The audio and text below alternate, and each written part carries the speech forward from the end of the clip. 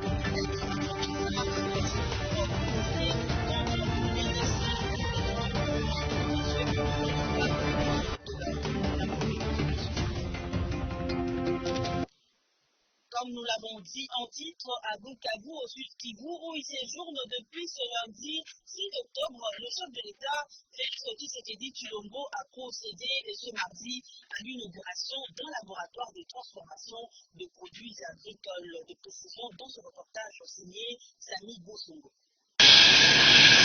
C'est ce mardi 8 octobre 2019 que le chef de l'État congolais, Félix Antoine Tshisekedi Tshilombo, a procédé à l'inauguration du laboratoire de transformation de produits agricoles de l'Institut international pour l'agriculture tropicale IITA en sigle à Kalambo, situé à 20 km de Bukavu.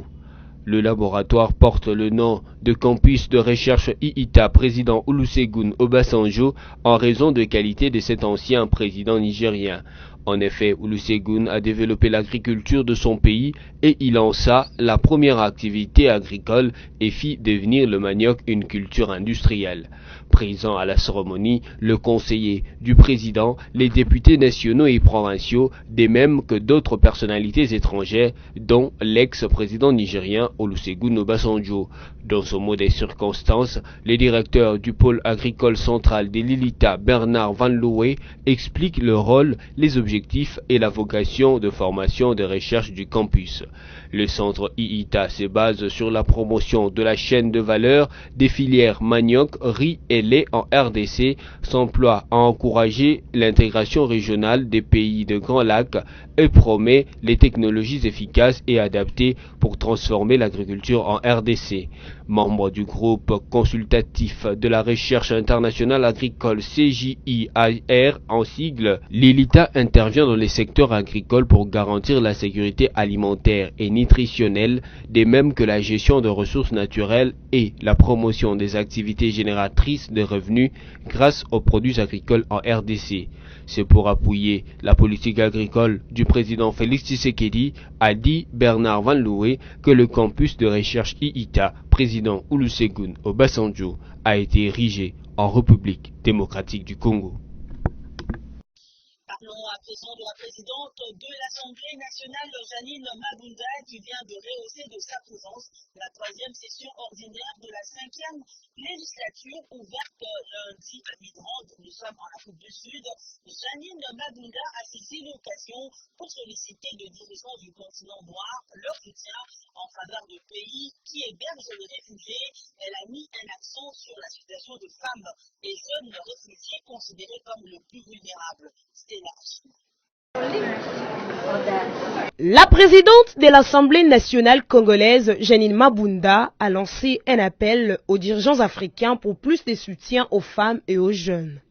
Cet appel a été formulé à l'occasion de la 3e session ordinaire de la 5e législature qui a ouvert ses portes ce lundi 7 octobre 2019 à Midrand en Afrique du Sud. C'est en sa qualité d'invité d'honneur que Janine Mabunda a pris part à la cérémonie d'ouverture de cette session parlementaire africaine. Janine Mabunda a, au cours de cette rencontre, exprimé sa solidarité à tous les frères et sœurs africains qui se retrouvent dans une situation de vulnérabilité extrême. De ces faits, je lance un appel à tous les États africains à plus de protection de femmes et de jeunes et à nos partenaires d'accroître leur soutien en faveur de pays qui abritent les réfugiés, a martelé le numéro 1 de la Chambre basse du Parlement congolais. Intervenant à cette session, le président du Parlement africain, Roger Ndoko Dang, a appelé au cours de cette rencontre le pays africain à s'unir pour faire face aux nombreux défis auxquels le continent est confronté.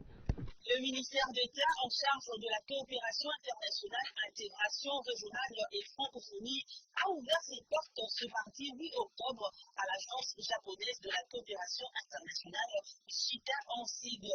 Conduite par le représentant résident à Kinshasa, la délégation de la JICA a renouvelé son engagement à œuvrer main dans la main avec le gouvernement congolais. Première visite de courtoisie de la délégation de la coopération internationale japonaise JICA en sigle, c'est mardi 8 octobre au cabinet du ministre d'État, ministre de la coopération internationale, intégration régionale et de la francophonie. Conduite par son représentant résident en RDC, Kazumao Sibata, la JICA, à travers cette visite, veut renforcer son engagement avec la République démocratique du Congo. Auprès du ministre d'État, ministre de la coopération, Maître Pepin Guillaume Manjolo, le représentant de cette agence japonaise, ont reçu de nouvelles orientations quant au développement de la RDC. Au sortir du bureau du ministre, Kazumao Sibata, représentant résident de la JICA, a dévoilé les intentions et perspectives de son agence dans l'intérêt du peuple congolais. La santé, l'éducation, le développement urbain, l'agriculture, la police, l'eau, les mines sont entre autres les priorités de cette agence qui met l'accent sur les ressources humaines. Oui, c'était très bien passé. Nous sommes très heureux d'avoir une audience avec Monsieur le ministre de l'État, ministre de la coopération internationale, d'intégration régionale, francophonie. C'est notre première visite de courtoisie auprès de ce nouveau ministre de l'État. Et c'est très important parce que le ministre de la coopération internationale, c'est le portail de coopération bilatérale qui coordonne tous les programmes de coopération. Donc aujourd'hui, j'ai bien expliqué tous les programmes prioritaires comme la santé, infrastructure, police, formation professionnelle et l'environnement. Et je suis un peu surpris parce que Monsieur le ministre d'État, il a déjà beaucoup d'expérience de coopération japonaise, donc il connaît tous les détails de ce programme. Donc je suis très heureux d'avoir cette privilège et avoir un bon environnement de travail et collaboration. Et je suis sûr qu'on peut promouvoir la coopération bilatérale, la coopération japonaise, après la participation du chef de l'État, de son Excellence Félix Tshisekedi, à la TICAD 7 à Yokohama au mois d'août. Bon, nous avons plusieurs programmes en cours, mais je tiens, par exemple, nous sommes en train de construire un nouveau laboratoire à l'Institut national de recherche biologique à l'INRB, guidé par monsieur professeur Jean-Jacques Moembe. Ce laboratoire sera achevé début de l'année prochaine. Et puis, ce laboratoire va aider la lutte contre les maladies et les recherches et diagnostics des maladies infectieuses comme Ebola.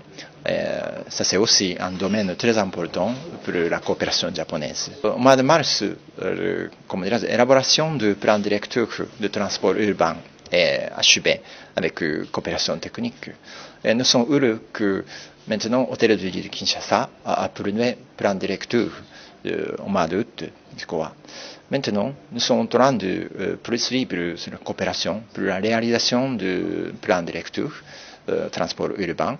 Donc, nous avons reçu déjà la requête par le ministère INTEPER et ça sera maintenant examiné par le gouvernement japonais, le siège de JICA. Mais, comment dirais-je, nous sommes vraiment dans une orientation de continuer à renforcer la coopération de transport urbain. Et je voudrais juste ajouter que l'année prochaine, nous allons faire une dotation d'équipements pour maintenance de la route à Kinshasa, comme engin lourd, avec un montant à peu près 10 millions de dollars, pour vraiment renforcer, améliorer la condition de route ici dans la capitale de la RDC. Oui, bien sûr que c'est la première participation de Monsieur le Président de la RDC à la TICAD. Donc, entre le président de JICA, M. Shinichi Kitaoka, mais aussi notre Premier ministre Shinzo Abe, nous avons des réunions bilatérales. Donc, il y a plusieurs points importants, plusieurs projets importants ont été discutés. Donc, apparemment, nous sommes en train de suivre, échange politique de haut niveau pour vraiment promouvoir la coopération. Oui. L'Agence japonaise des coopérations internationales apporte son appui à la RDC dans différents secteurs et ses interventions sont réputées durables. L'on se rappellera de sa touche, entre autres, sur l'Institut national pilote de l'enseignement en sciences de santé, ainsi que sur le boulevard Poids-Lourd, le pont Maréchal, pour ne citer que ces ouvrages-là. En marge de la journée mondiale de l'habitat célébrée chaque premier lundi du mois d'octobre, le ministre d'État en charge de l'urbanisme et habitat, puis Mwabilou, s'est adressé à l'opinion publique congolaise. Il a de ces faits interpellé la conscience collective sur la gestion des déchets et invité tous les citoyens congolais au changement de mentalité. Propos du ministre d'État, puis Mwabilou, recueilli par Lévin Musso. Mesdames et messieurs, chers compatriotes, les Nations Unies ont proclamé le premier lundi du mois d'octobre de chaque année Journée mondiale de l'habitat.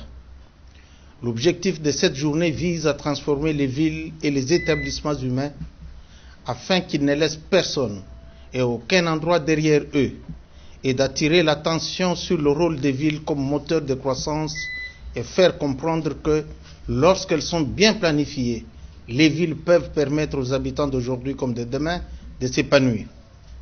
Le thème principal de cette année s'intitule « Technologie de pointe, un outil pour transformer les déchets en richesse ».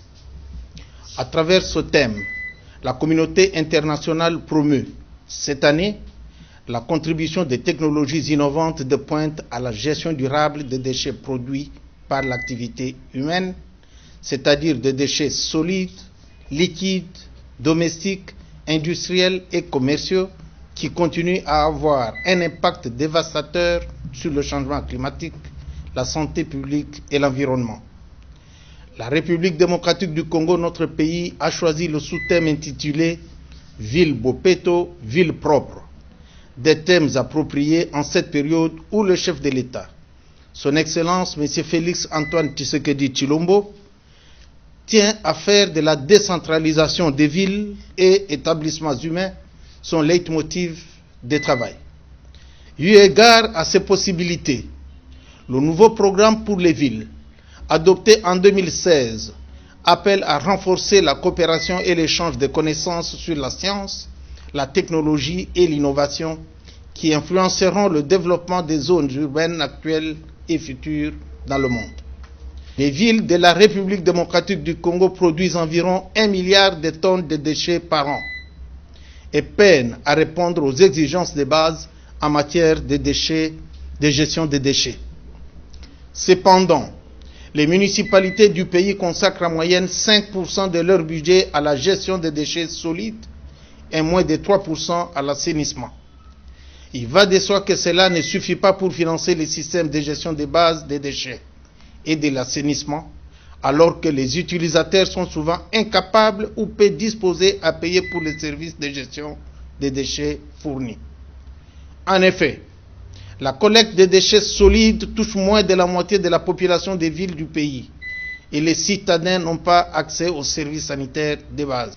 C'est à ce titre que j'invite mes compatriotes au changement de mentalité et faire des déchets une ressource précieuse et à entreprendre des recherches sur les nouvelles technologies de pointe susceptibles d'améliorer considérablement la gestion actuelle des déchets. Nous allons également nous intéresser à 6 questions. Il s'agit de la prolongation du mandat des forces onusiennes en République démocratique du Congo et l'élévation du Monseigneur Fridolin Ambongo au rang de cardinaux. Eh bien, ces 2 questions étaient abordées dans une interview accordée à votre rédaction par Corneille Moulumba, pionnier de l'UDPS.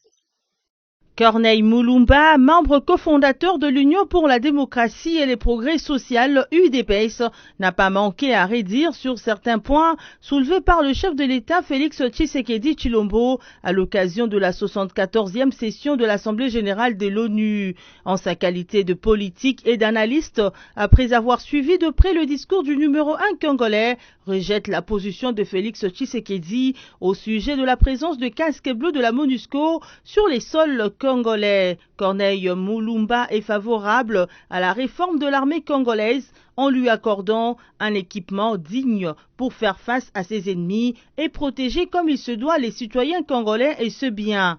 MONUSCO est ici depuis plus de 20 ans et je ne vois pas, nous avons eu des élections, nous avons le gouvernement, nous avons une grande majorité au Parlement, nous avons notre code minier, nous devons nous prendre en charge. On n'a pas besoin d'une armée étrangère sur notre sol. La MONUSCO est avant tout une armée étrangère mieux équipée que notre armée, ayant des moyens financiers beaucoup plus colossaux, ayant son commandement à l'extérieur. Elle ne peut pas être ici. Nous devons comprendre en tant que Congolais que maintenant nous devons nous prendre en charge. Et la RDC, l'armée congolaise est à même de mettre fin à ceux qui sont à l'est du pays. Et l'armée congolaise qui doit être renforcée, démultipliée. La RDC est un grand pays. Nous avons besoin d'une armée de 1 million, 2 millions, 3 millions de soldats. C'est tout à fait possible. Et je ne vois pas ce que la MONUSCO fait ici. C'est même dangereux parce qu'à tout moment, elle pourra obéir à ceux qui la commandent de l'extérieur, qui sont en fait les grandes puissances, et à ce moment-là, dans quelle situation nous serons? Un autre sujet abordé dans cette interview, c'est l'élévation de Monseigneur Fridolin Ambongo au rang cardinalice par le pape François. Corneille Moulumba n'a pas manqué de critiquer la présence de toutes les couches politiques congolaises à Rome lors de cette cérémonie au consistoire à la basilique Saint-Pierre.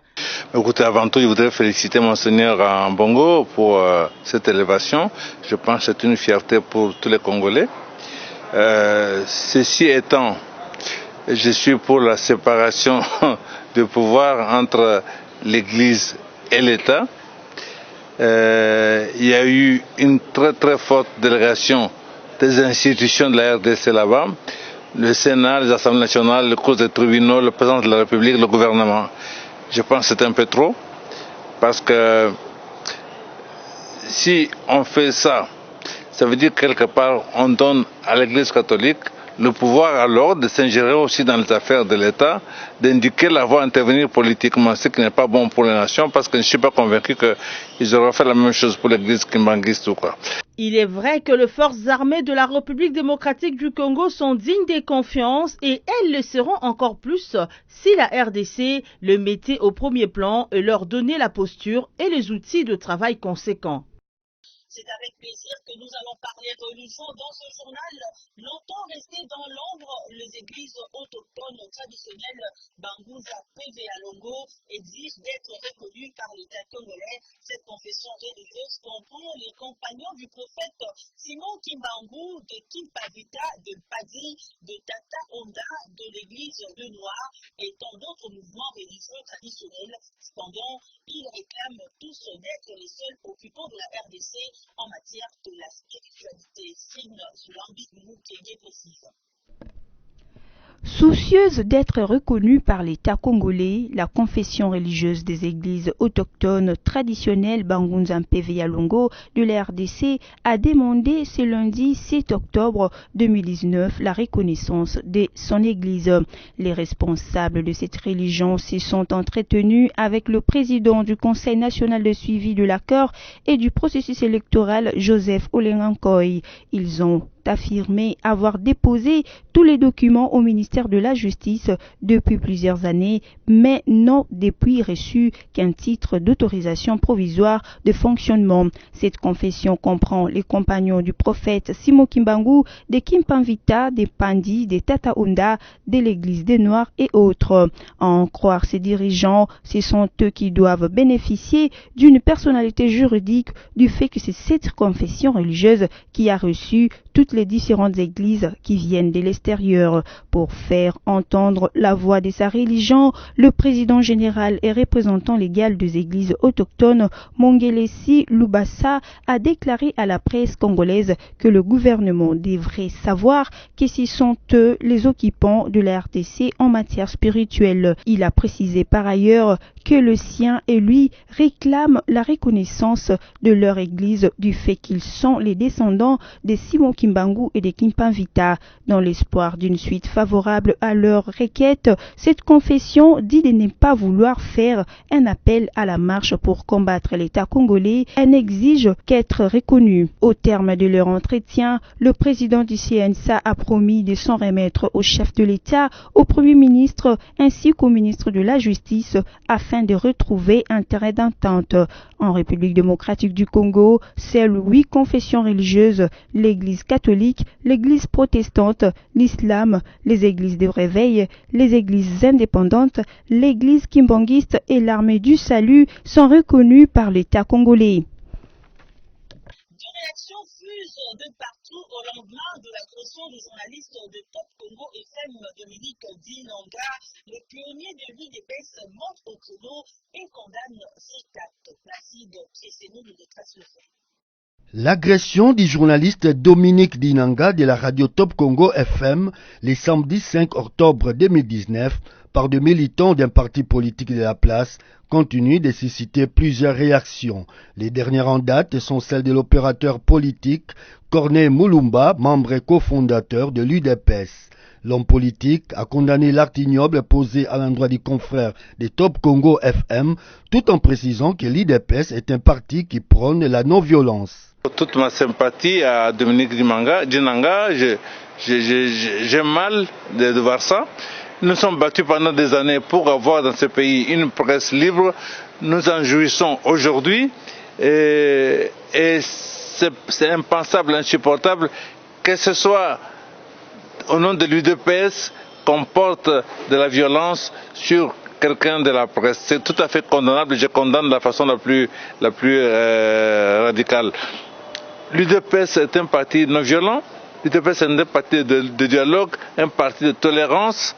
Il faut que ceux qui animent le parti, à quelque niveau qu'il soit, puissent éduquer les membres du parti pour savoir que, oui, nous voulons la démocratie, nous voulons qu'il y ait des gens qui pensent autrement, nous voulons qu'effectivement la presse s'exprime parce que c'est dans notre démocratie et que si nous portons atteinte, nous physiquement ou même verbalement, à quelqu'un de la presse, ça veut dire que nous sommes en train de mener un travail contraire à l'idéologie, à la vision, aux valeurs de l'UDPS. Et là, je condamne de la façon la plus ferme et toute ma sympathie à Dominique Dinanga et à Top Congo FM.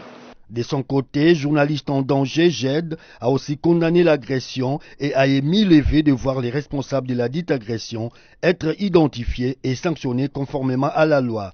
Pour cette organisation de défense des droits des journalistes, la simple condamnation verbale est loin d'être suffisante. Ainsi, elle demande aux journalistes de porter plainte, de sorte que la police ouvre une enquête et que les organisateurs de la manifestation à laquelle les journalistes ont été invités soient tenus civilement responsables. Par ailleurs, le numéro 1 du GED, Chivis Chivwadi, invite les professionnels des médias à se mobiliser pour dénoncer les actes répréhensibles dont sont victimes les journalistes dans l'exercice de leur métier.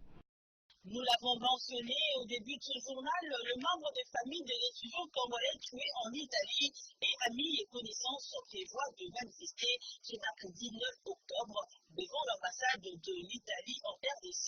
Mike Zama, c'est son nom, il a été tué le 26 septembre dernier par un agent de l'ordre italien. C'est ce mercredi 9 octobre 2019 qu'une manifestation de protestation est programmée devant l'ambassade d'Italie. Familles, amis et connaissances seront présents au rendez-vous. À la base de cette activité, l'assassinat d'un étudiant congolais, Mike Zama, le 26 septembre 2019 à Rome, en Italie. Il avait 21 ans. Selon la version fournie par l'Association congolaise pour l'accès à la justice, ACAJ, l'auteur du meurtre prétend que la victime l'aurait agressé de plusieurs coups de couteau et confisqué son arme avant de se suicider, tandis que l'avocat de la famille du défunt soutient que Mike Zama a reçu une balle à la nuque. Alors que rien n'est encore confirmé, certaines versions convergentes recueillies par l'ACAJ indiquent que la victime a été assommée à la gare de Burtina pendant qu'il attendait un métro pour rentrer chez lui. À la morgue de l'hôpital Umberto Primo où se trouve le corps du défunt, les préposés à l'autopsie auraient confirmé la thèse de l'assassinat. La CAJ qui suit de près cette affaire demande au gouvernement Ilunga Ilunkamba d'instruire l'ambassadeur congolais à Rome d'entrer en contact avec les autorités compétentes afin qu'une enquête crédible soit ouverte de sorte que l'auteur soit identifié, poursuivi et condamné devant une juridiction italienne conformément aux prescrits de la loi. Et l'âme de cet étudiant congolais repose en paix entre temps que justice soit faite. Parlons santé à présent, lutte contre la poliomyélite. La campagne de vaccination a récolté un franc succès au Nord Kivu où près de 826 000 enfants ont été vaccinés. N'est-ce pas Placide Kessé? Plus de 826 000 enfants ont été vaccinés contre la poliomyélite dans les territoires de Beni et dans la ville de Butembo au Nord Kivu. C'est le ministre provincial de la Santé du Nord Kivu qui a donné cette précision. C'était le lundi 7 octobre 2019 à l'occasion du lancement officiel de la campagne intégrée de vaccination contre la poliomyélite couplée de la supplémentation en vitamine A et au déparasitage au mébendazole. Pendant toute la durée de la campagne, toutes les dispositions ont été prises pour éviter des éventuelles contaminations de la maladie à virus Ebola, a rassuré Moïse Kakoulé, le ministre provincial de la Santé du Nord Kivu. Pratiquement, il y avait des dispositifs nécessaires pour se mettre à l'abri de l'épidémie susmentionnée. Pour ce faire, on a installé des points de lavage des mains et les désinfectants étaient utilisés avant de toucher aux enfants, a indiqué le ministre Moïse Kakoulé. Étaient présents à cette campagne des représentants de l'UNICEF qui apportent un soutien notable dans la campagne de vaccination des enfants contre la poliomyélite. Bonne fin pour ce journal. Merci à vous tous de nous avoir regardés à Kinshasa, à Brazzaville et ailleurs. Le programme continue sur BSC-TV, mais nous n'allons pas nous séparer sans vous rappeler le titre.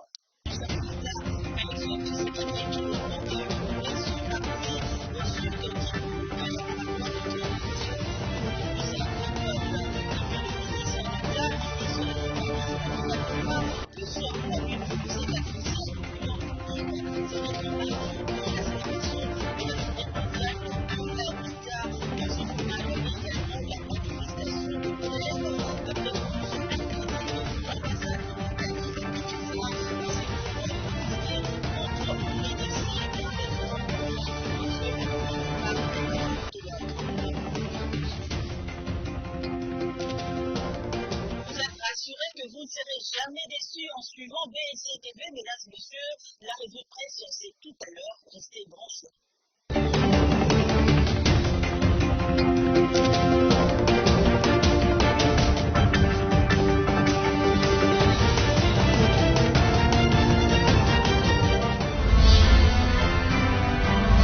Ce journal vous a été offert par le FPI, Fonds des promotions de l'industrie. Votre partenaire privilégié pour la réussite de vos projets.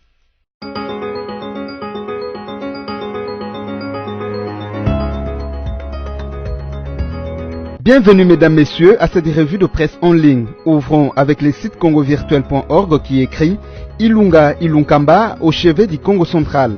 Le Premier ministre Ilunga Ilunkamba a échangé pour la seconde fois ce lundi 7 septembre 2019 à la primature avec les caucus des députés nationaux et provinciaux ainsi que des sénateurs originaires du Congo central. Cette seconde rencontre faisait la suite de la précédente qui portait sur la recherche des solutions urgentes et idoines aux 3 dossiers relatifs à la question d'arrêt de travail à la CVM, entendue la Congolaise des voies maritimes, aux infrastructures pour le développement du Congo central et aux scandales sexuels qui touchent les sommets de la province. Concernant la grève des agents de la CVM qui réclament plus de 20 mois d'arriérés de salaire, les élus du Congo central ont lancé un appel à la reprise de travail à la CVM.